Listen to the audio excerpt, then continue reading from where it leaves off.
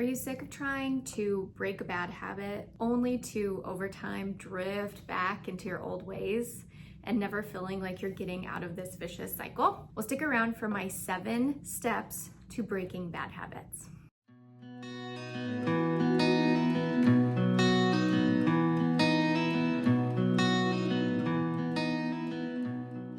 Hey everyone, it's Dr. Ashley here. Whether it's the habit of coming home and having a drink after a stressful day at work, or not being able to say no to desserts, sweets, salty foods like fries and chips when you really want to and know that they're working against your ultimate health goals, whether it's going to bed too late, not getting up when your alarm clock goes off, whatever bad habit you're persistently doing and you know you shouldn't and you want to stop doing, watch this video to see my 7 steps for getting out of that bad habit. So unfortunately, I would say that breaking habits is harder to do than making new ones.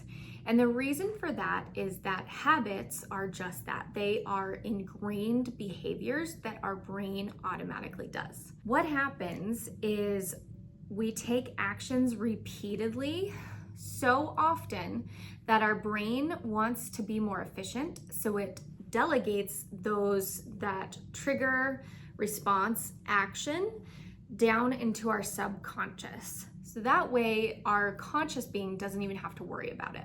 And that's what makes this so difficult, is because you have to bring what's occurring in the unconscious part of you up to the level of consciousness in order to make any change. And that is really the crux of the issue, is getting that pause between something occurring that makes us want to take an action to decide that we don't want to take that action. So let me go through the steps of understanding how that works and how you can get to stop it. Step number 1, bring awareness to what is occurring. As I alluded to, it really is happening in the unconscious part of us. So let's take, for example, eating against our own will. Before we even know it, we already have that piece of food in our mouth and we're like, wait, what in the world just happened? I did not intend to eat that. I woke up with the intention of eating what I had planned, and that definitely was not on my plan. What you have to do is bring moment to moment, non-judgmental awareness to your daily activities. And this allows you to kind of step back and see what is the trigger. And we're going to talk about the importance of triggers a little bit down the road, but you really want to understand what your triggers are. So you can say, oh, it's automatically the end of the workday and I'm used to having a cocktail. So that is occurring. What am I feeling? What subconsciously could I be thinking that are all driving me to take that action of staying up late, being on the computer too long, being on social media too long, drinking too much, eating foods that I know aren't healthy for me? What is occurring? And you really want to be non-judgmental with yourself. You can't beat yourself into submission. You can't reprimand yourself into taking the actions that you want. You really have to get to a place of just pure understanding. So come at it with just curiosity, not judgment, just trying to kind of document or be a witness to what is happening around the time you're taking that action of that habit that you want to break. Step number 2, identify your triggers. As I said, understanding what triggers your brain is recognizing and then automatically taking that action of that negative habit is so paramount. A lot of your triggers will be identified through step number 1, which was awareness of what is occurring, but you really want to get specific of what is the actual trigger. Is it a specific time of day? Is it visually seeing a cue in your environment?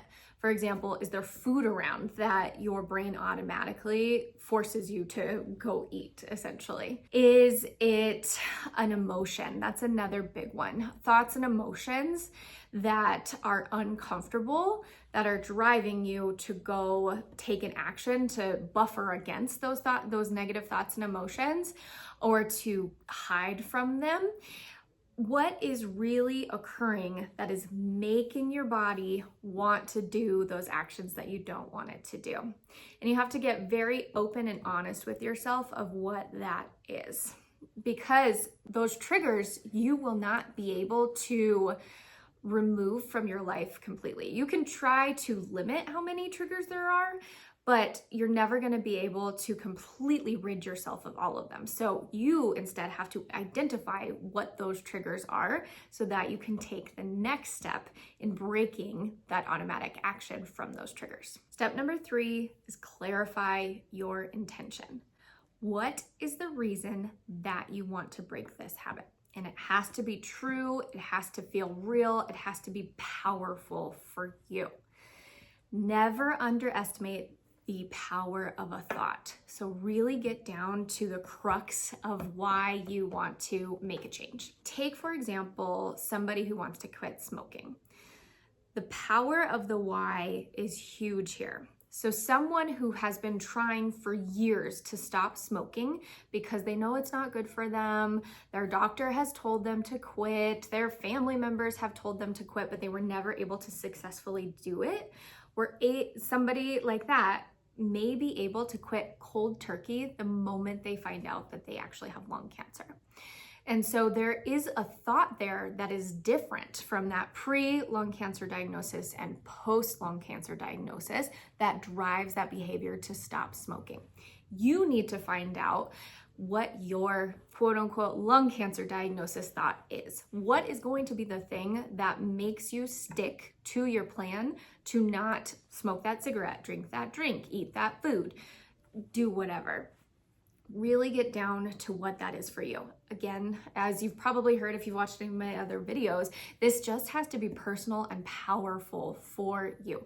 It doesn't have to make sense to anybody else. It doesn't have to be noble. It doesn't have to be quote unquote righteous. It doesn't have to be anything but something that truly motivates you. So get to work and figure out, clarify that intention. I wanted to give you a personal example here.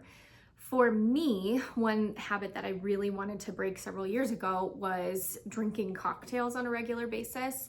With COVID, my husband and I got very into our gin cocktails, our gin drinks, and I was getting used to having them almost every day. And then when things kind of start getting back to normal, I still would come home from a day at the clinic and want to have my drink for stress relieving. And then on the weekends, I would still want to have a drink just because it was the weekend and I wanted to celebrate. And my brain had created a lot of reasons why it was just easier and made sense to do this, even though I knew in the long run I didn't want to do that. I didn't want this to be part of my regular life. I really wanted to change that. And so I struggled for quite a while trying to cut back on drinking that daily drink. And so, but the thing that made it as easy as that was trying to get pregnant and finding out I was pregnant. Those two things, it was like, oh yeah, I don't need to drink at all. And it wasn't like I was physically ill from drinking. It was truly like this thought of, no, it's just definitely not worth it. So that power of changing my thought process was tremendous.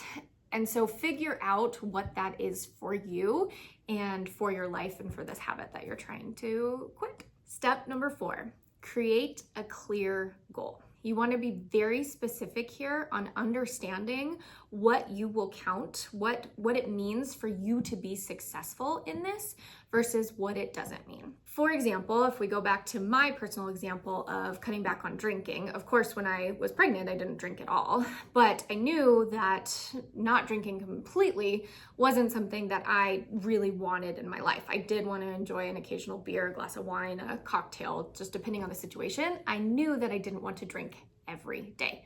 So I came down to making a very specific plan that I still follow to this day, a specific goal, and that is I can have 1 alcoholic beverage 3 days a week. So total of 3 drinks per week. I don't want to have more than 1 on one day. And I know that if I stick to that, I feel better, my weight stays at a healthier level, I don't wake up with headaches the next morning, all of those benefits. So I was very specific on what it meant if I was successful. So I have 3 or less drinks per week, and that means that I am making that goal. Another example versus this kind of clarification on what your goal is. So say you're trying to stop eating snacks or food that's available for you.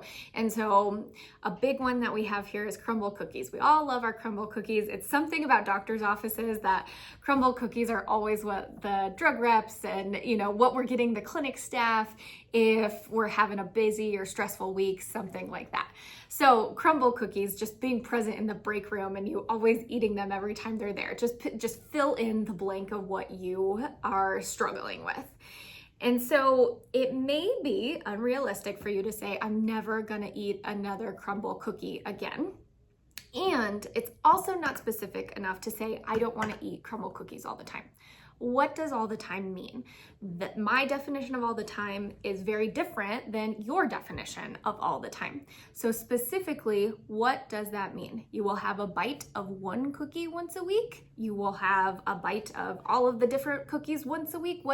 Get down to what your specific goal is and make it specific, make it measurable, make it so that you clearly know if you're meeting your expectations or not.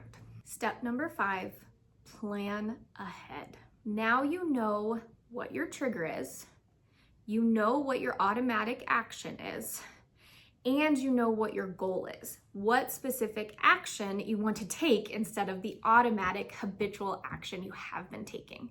But how do you go from trigger being present down the path of the wanted result versus down the path of the unwanted habitual result? You have to plan what you're going to do in that moment. So for me, I was coming home from work and I knew it wasn't a day that I had planned on having a cocktail, or I had already had my 3 cocktails for the week. What in the world was I going to do? I had to figure out a stress management or an activity that I enjoyed that kind of relieved the stress for me to do with all of that spent up energy, that kind of decompression. And so a lot of it, spending time with my husband, going on walks, doing yoga, something that I really enjoyed instead of alcohol. And I also didn't want to replace the alcohol with food, coming home and just eating dessert, because that also would work against my goals. For the example of having treats in the break room, what are you going to do instead? And your options could be just don't go to the break room, bring a piece of fruit that you have as your dessert instead. Practice just not having it. Whatever works for you or whatever plan you want to try out. You just have to have an idea in mind of what you're going to do. And another thing is this process doesn't have to be perfect. We're not looking for perfection. What we are doing is down regulating that old automatic neural pathway. And the more you get practice doing it, the more it will actually down regulate and the new habit will become automatic. Again, it doesn't require perfection. It just requires persistent repetition, just doing it over and over again. And so your initial plan may not work. I might have still been a stress ball after some yoga or hanging out with my husband, and then I would have to pivot and say, okay, instead of doing that, I get a bath, or instead of doing that, I get to go read a book or do a mindfulness meditation, something like that. Whatever, I got to play around with a bunch of different things until I figured out what worked for me. And that's what you need to do through this process. But plan, have a specific goal, a specific action in mind that you're gonna take to meet your goals. Step number 6, allow discomfort. Your body and your mind are not gonna like what you're doing. They are going to have a fit, and that's okay. Allow it, sit with it. What you've been doing most of the time is resisting or avoiding that discomfort and counterbalancing it with whatever habit you're trying to break. So in order for that habit change to stick, you have to allow the discomfort associated with not taking that action. That discomfort will go down with time, but it's gonna suck initially, and that's okay. Nothing is going wrong. Just know that it's going to come up and practice being present with it. Practice breathing into it, just like you were bringing non-judgmental, curious awareness to the situation. Do the same with the discomfort that you're going to associate with not going through that automatic process. And eventually it will go away. Another important piece here is that with this, there's going to be a little time period before your trigger of what was triggering you to take that habit and the action you were taking from it. There is a little time period here. You want to seek that pause and try to stretch it out. And that is this process of allowing and trying to give yourself more and more time before you respond or react to what that trigger is in order for you to make it more conscious. So seek that pause. Step number 7 is practice. Keep going through this process over and over and over again until it sticks. If you're like most of the other humans on this planet, you will fail. At some point, you will break down and have that drink or have that cigarette or have that piece of cookie, whatever it is. But that's okay. That doesn't mean that you're a failure. It means that that neural pathway, that road in your brain is still there and your brain is still choosing to take it because that's what it's used to. And that's okay.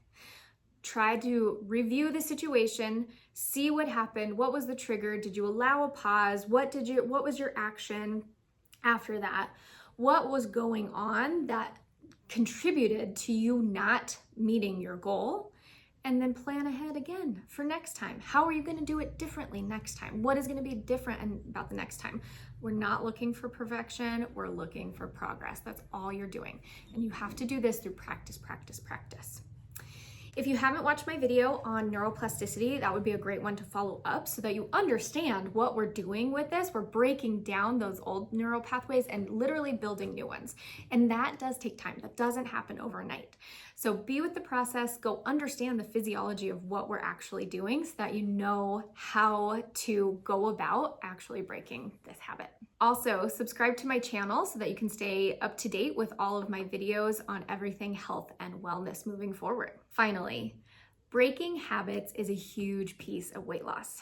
If you are on your weight loss journey and you're really ready to break those old negative pathways down and create newer, healthier ones that get you on your journey, get you closer to your goals of weight loss, head on over to my website at selfhealingdoctor, that's drashley.com. I'll put the link in the description, and download my 8 steps to jumpstarting your weight loss free guide. All right, that's what I have for you today. We will see you at the next video. Bye.